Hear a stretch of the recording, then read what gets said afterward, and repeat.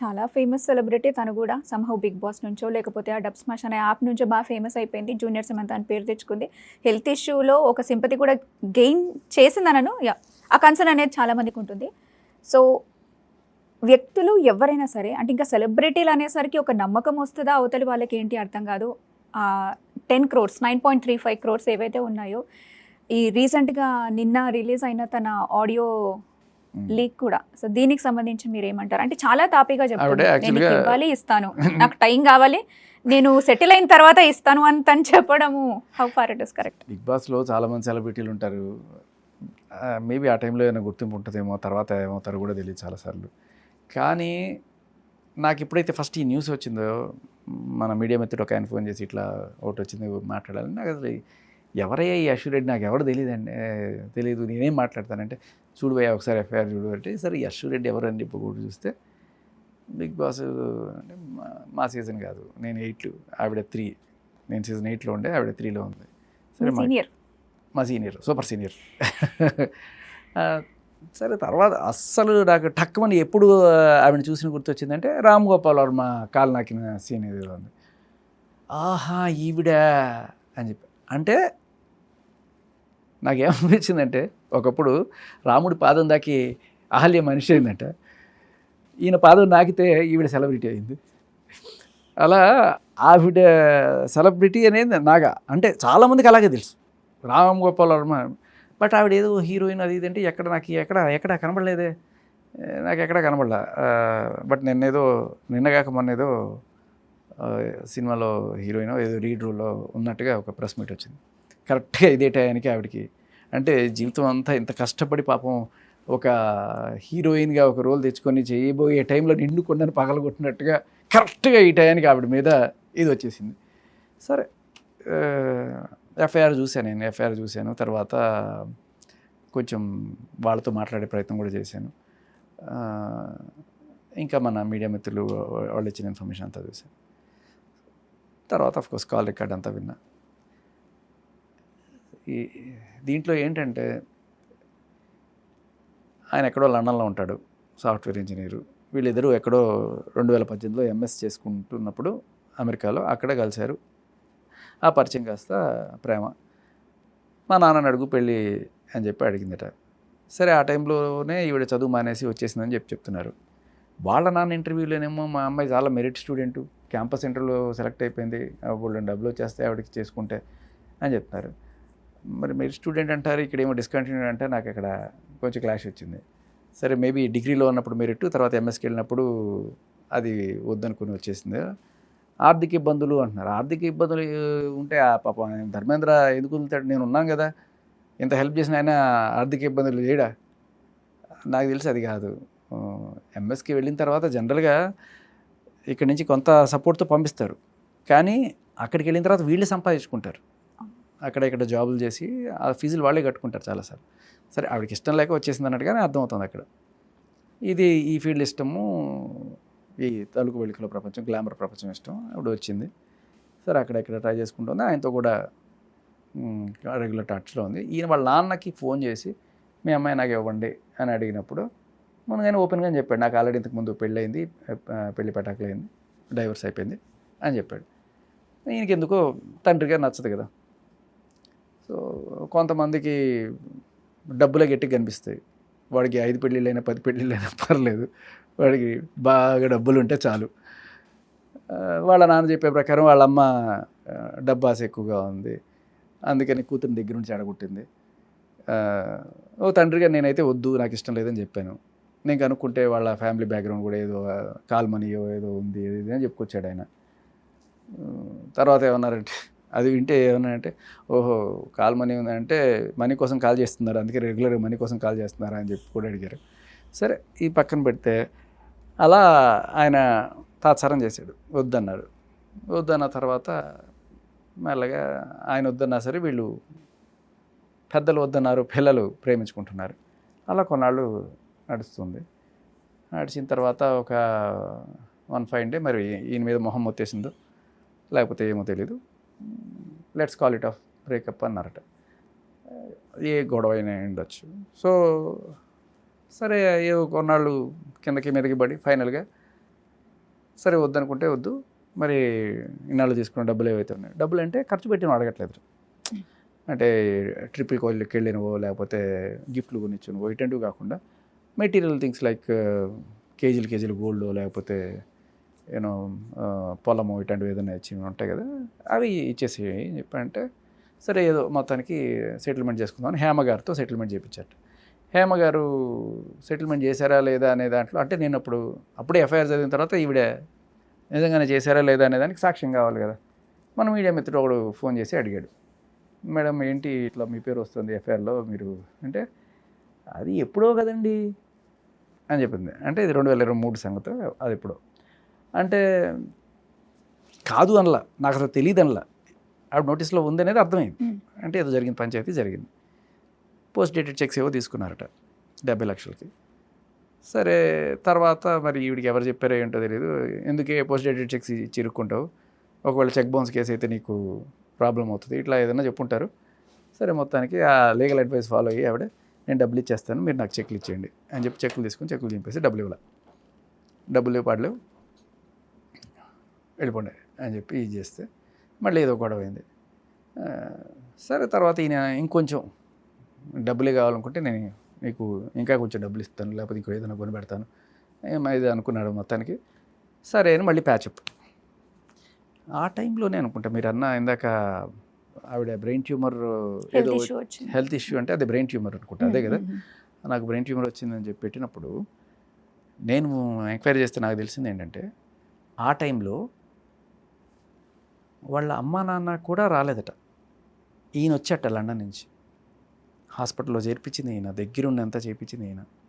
వాళ్ళ నాన్నకి ఫోన్ చేస్తే ముహూర్తం బాగాలేదు నేను రాలేను అని చెప్పారని వీళ్ళ బంధువులు చెప్తున్నారు.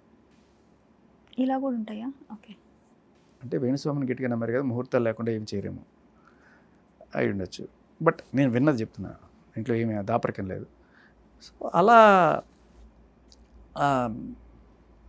ఆయన ఎన్నిసార్లు అంటే రాలేదు, ఈయనేమో దగ్గరుండి చూసుకోవడం, ఆ బ్రెయిన్ ట్యూమర్ నుంచి ఈయన్ని బయటపడేయడం, ఎమోషనల్ సపోర్టు, చక్కగా ఫైనాన్షియల్ సపోర్టు, కేరింగ్ అన్నీ చేశాడు ఈయన. ఇట్స్ నాట్ జస్ట్ ఏదో డబ్బులు ఇస్తున్నాడని మాత్రమే కాదు, ప్రేమగా కూడా చూసుకున్నాడు అనడానికి అది. అండ్ అలాగే ఈయనతో మాత్రం ఇదిగో పెళ్లి చేసేసుకుందాం, అదుగుదుగో పెళ్లి చేసుకుందాం అని చెప్పి అప్పటి నుంచి కాసేపు నాన్న వద్దంటాడు, కాసేపు అమ్మ వద్దంటుంది, కాసేపు వేణుస్వామి గారు ముహూర్తాలు సెట్ అవ్వలేదనో లేకపోతే జాతకాలు కలగలేదు, మీకు ఇద్దరికి ఇప్పుడు ఏదైనా హోమం చేయాలి అని చెప్పి ఏదైనా కామాఖ్య టెంపుల్కు లేకపోతే అక్కడికి ఇక్కడ తీసుకెళ్ళి అవన్నీ చేస్తున్నాం, ఇలా రకరకాలుగా ఇదిగో పెళ్ళి అని చెప్పి సాగదీస్తూనే ఉన్నారు. ఇక రీసెంట్గా మళ్ళీ ఏదో జయంత్ అనే అతనితో ఎఫ్ఐఆర్ ఏదో ఉండడం వల్ల ఈ గొడవ పెద్దదైంది అన్నట్టుగా తెలుస్తుంది. అది వీళ్ళ ప్రాపర్టీలోనే ఎక్కడో ఈ అబ్బాయి సంబంధించిన వాళ్ళ ప్రాపర్టీలోనే వాళ్ళు అలా కలిసి ఉండడం చూసిన వాళ్ళ బంధువులు వీళ్ళకి తెలియజేయడంతో వీళ్ళు బాగా అఫెండ్ అయ్యారు, ఏదో మొత్తానికి గొడవ పెద్ద. అంటే రిలేటివ్స్కి కూడా తెలిసేంత లైక్ ఆల్రెడీ వాళ్ళు మాట్లాడుకున్నారు పెళ్లి గురించి. ఓకే, ఇప్పుడు జయంత్ అనే వేరే అబ్బాయితోటి ఈవిడ చనువుగా ఉంటున్న విషయం ధర్మేంద్ర వాళ్ళ రిలేటివ్స్కి తెలిసింది. తెలిసి ఫోటోలు లేకపోతే ఇంకా ఏదైనా సరే ప్రూఫ్లన్నీ కూడా షేర్ చేసినట్టున్నారు. ఏదో మొత్తానికి అవుతుందిగా గొడవ. ఆ గొడవ అయిన తర్వాత మళ్ళీ క్యాన్సిల్, బ్రేకప్ అనుకున్నారు.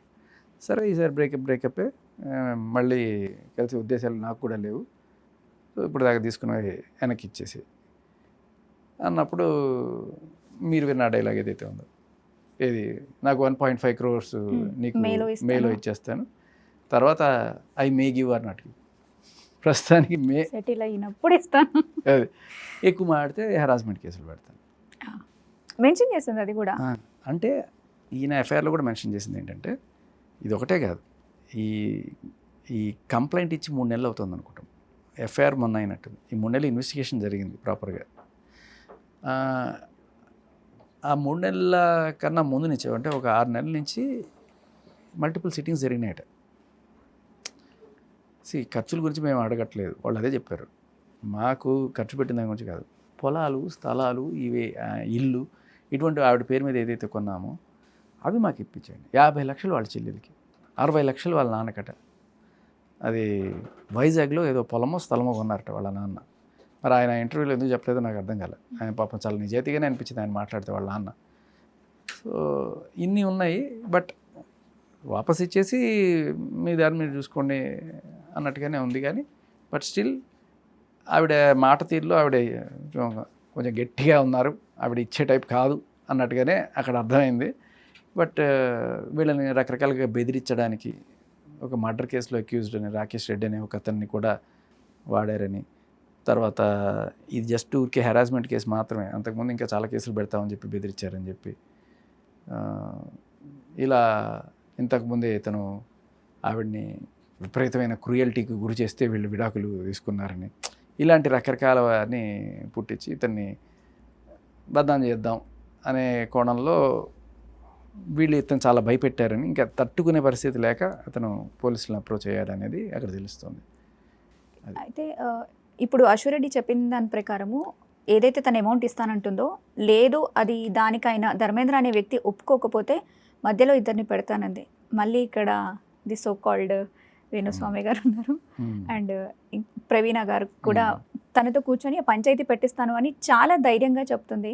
సో తీసుకున్నాను, నేను ఆ డబ్బులు వాడుకున్నాను అనేటువంటి ఫీలింగ్ తనకి జీరో ఉండడం వల్లే అనుకోవచ్చా?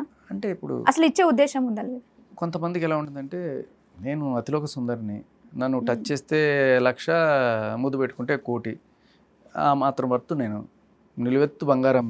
అంటే అందం రావడానికి కూడా చాలా ఖర్చు పెట్టారు. సో కాబట్టి నేను నిలువెత్తు బంగారం కాబట్టి నువ్వు నాతో నా చుట్టుపక్కల ఉన్నా కూడా లేకపోతే నాతో తిరిగినా కూడా you oh me a lot.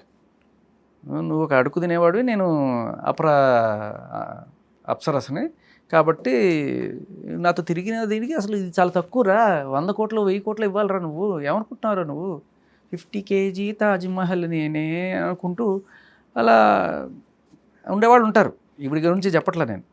So they feel themself like, అంటే ఇట్స్ నాట్ ఎ రిలేషన్. అప్పుడు దాన్ని మనం రిలేషన్గా చూడలేము, దాన్ని అదేదో వేరే రకంగా మాట్లాడుకోవాలి. సో నీకు ఇష్టమయ్యి లవ్ చేసి ఉంటే అది రిలేషన్ అవుతుంది తప్ప, నేను అందాన్ని అమ్ముకుంటానంటే అది రిలేషన్ అవ్వదు. సో అలా అనుకునే వాళ్ళు కొంచెం మనం నేర్పించాలి. అభిమానం, ఆత్మగౌరవం, ప్రేమ, కేరింగ్ అనేది మ్యూచువల్గా ఉండాలి అనేది. అంతేగాని ఇదేమి ఇంకోటి ఏదో కాదు.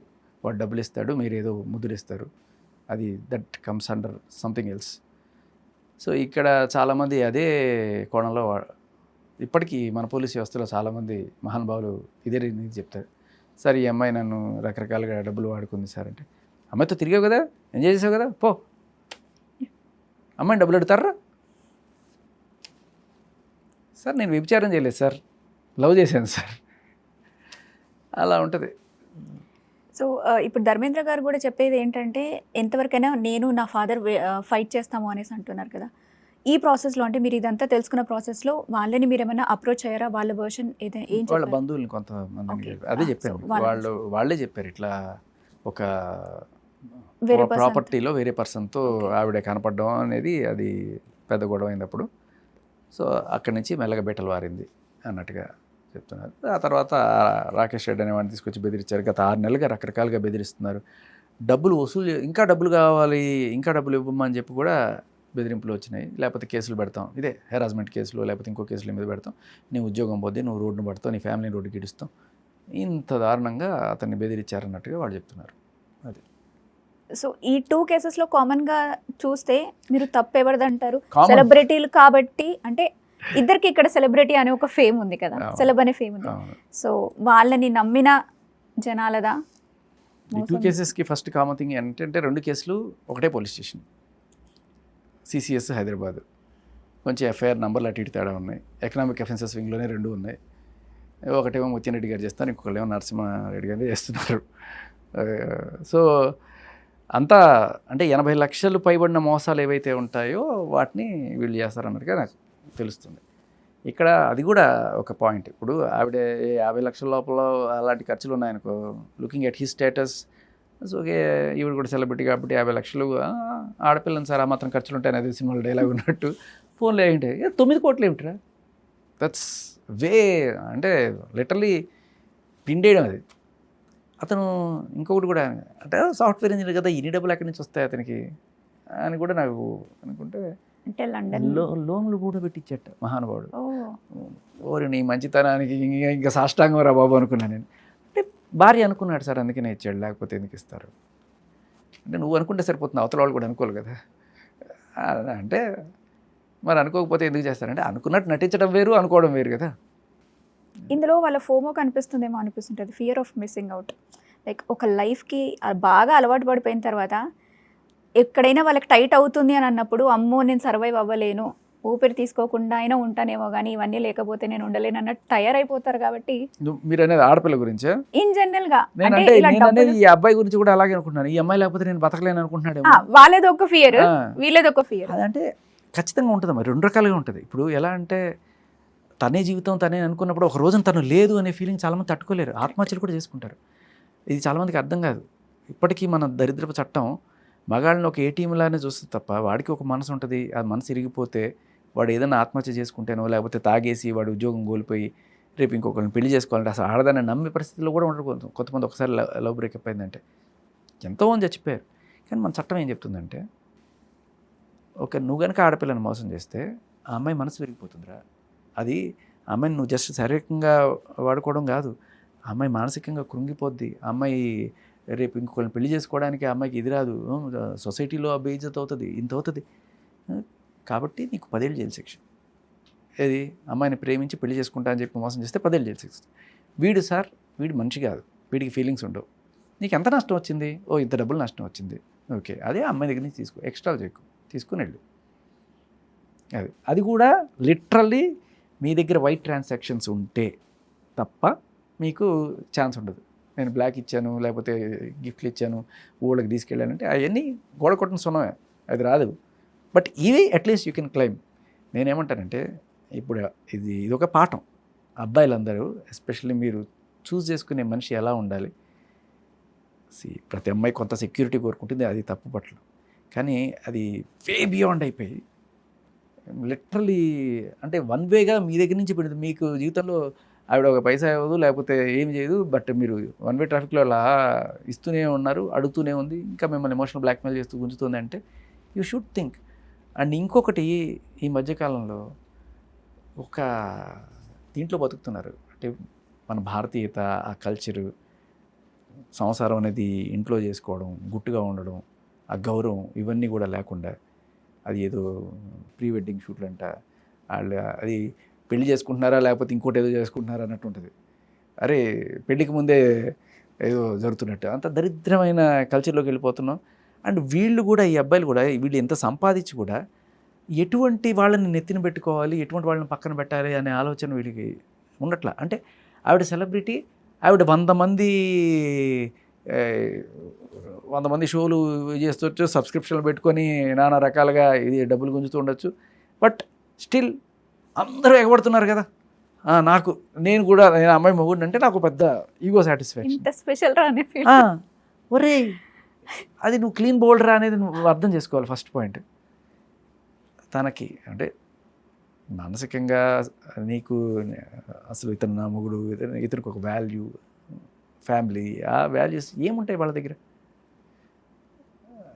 10-15 బ్రేకప్లు అయిపోయిన తర్వాత ఇవంతా కామన్ అనుకుంటే నీతో బ్రేకప్ కూడా కామన్ అవుతుంది. మంచినీళ్ళు తాగినట్టుగా అది ఒక బ్రేకప్. ఇప్పుడు నువ్వు బ్రేకప్ అయిపోయింది కుంగిపోతున్నానంటే అదేదో ఇంపాసిబుల్ అనేది నా డిక్షనరీలో లేదురా అన్నట్టు ఒకడు. అంటే అది ఇప్పుడు ఏడ్చేయం లేబర్లా కొనుక్కునే ముందే చూసుకోవాలన్నట్టు ఒకడు. అలా ఎవరు ఇప్పుడు ఫారెన్లో చాలామంది పెళ్ళిళ్ళే చేసుకోవట్లే, అంత ప్రీనెప్ అగ్రిమెంట్స్, సంవత్సరం 6 నెలలు అగ్రిమెంట్ పెట్టుకుంటున్నాం, కలిసి ఉండడం పోవడం. అది మన దేశంలో అటువంటి వాళ్ళకి గౌరవం ఉండదు. నువ్వు అందులో ఆ కల్చర్ని కూడా అడాప్ట్ చేసుకుంటున్నారు ఇప్పుడున్న సిచ్యువేషన్స్ చూస్తుంటే. ఆ కల్చర్ని అడాప్ట్ చేసుకుంటే వేణుస్వామి ఎందుకు వస్తారు, ముహూర్తాలు ఎందుకు వస్తాయి, వస్తుంది? మనకి ఏది కన్వీనియంట్గా ఉంటే అప్పటికి అది పొద్దున్నేమో పరమాత్ముడా రాత్రిలో రాకాసుడు అన్నట్టు ఇలా అది డబుల్ స్టాండర్డ్స్ వద్దు.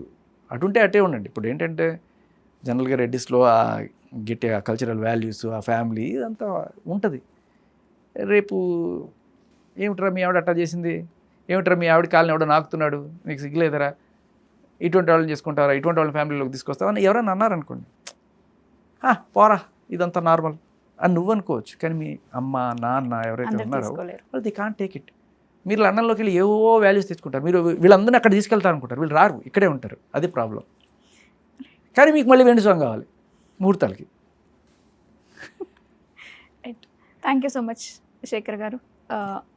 అసలు బాధాకరమైన విషయం అంటే ఈ కామెడీ కొంచెం మధ్యలో ఉన్న ఫన్ అంత పక్కన పెడితే ఆ తండ ఇష్యూ ఏదైతే ఉందో అది మీరు అన్నట్టు ఎవరైనా ఒకళ్ళు స్పందించి ఒక యాక్షన్ అనేది తీసుకుంటే బెటర్ ఏమో అని నాకు అనిపిస్తుంది. ఖచ్చితంగా ఏ నాయకుడు అయితే దీన్ని ముందుకు వచ్చి తీసుకుంటాడో ఖచ్చితంగా ప్రజల్లో, అంటే ఒక్క బంజారా కమ్యూనిటీలలో కాదు, సాటి మనిషికి సహాయం చేయడానికి వచ్చిన మంచి నాయకుడిగా మీరు గుర్తింపు తెచ్చుకుంటారు. రేపు మీరు ఎలక్షన్స్లోకి వెళ్ళినప్పుడు మీకు ఓట్ల వర్షం కురుస్తుంది. టైం అసలు ఇలాంటి సిచ్యువేషన్స్ లో ఎవరుంటారో వాళ్ళపైన ఇంకెక్కువ నమ్మకం ఉంటుంది, అభిమానం అనేది కూడా పెరుగుతుంది. చిన్న విషయం వాళ్ళకి అర్థం అవ్వట్లేదా, లేకపోతే దాని రీజన్ ఇంటర్నల్ గా ఇంకేదన్నా ఉందా? నిద్రపోతున్నట్టు నటిస్తున్నారా, అంతే. తెలిసి కూడా తెలియనట్టు మాకేం తెలియదు అనుకుంటున్నారా? ఎందుకంటే ఈ మాత్రం తెలియని వాళ్ళే కాదు కాబట్టి డెఫినెట్లీ సెకండ్ ఆప్షన్ అయి ఉంటుంది. బట్ వాళ్ళ ఇష్టం. సో వ్యూయర్స్ చూసారు కదా, ఇందాక చెప్పినట్టు లైక్ ఒక కామన్ పాయింట్ రెండు ఇన్స్టెన్స్లో కూడా, అంటే నార్మల్గానే మోసాలు అనేవి జరుగుతూ ఉంటాయి, సెలబ్రిటీలు అయినంత మాత్రాన వీళ్ళు కరెక్ట్గా ఉంటారని అనుకోవడానికి లేదు. అండ్ మంగ్లీ గారు కూడా తనకి ఏదైతే ఆవిడ మనసులో ఉందో ఏది నిజమని తెలిస్తే ఒక్కసారి వచ్చి మాట్లాడితే కూడా అందరికీ క్లారిటీ వస్తుందేమో అన్నది నేను అనుకుంటున్నాను. So this is for this video. మరొక వీడియోతో మళ్ళీ కలుద్దాం.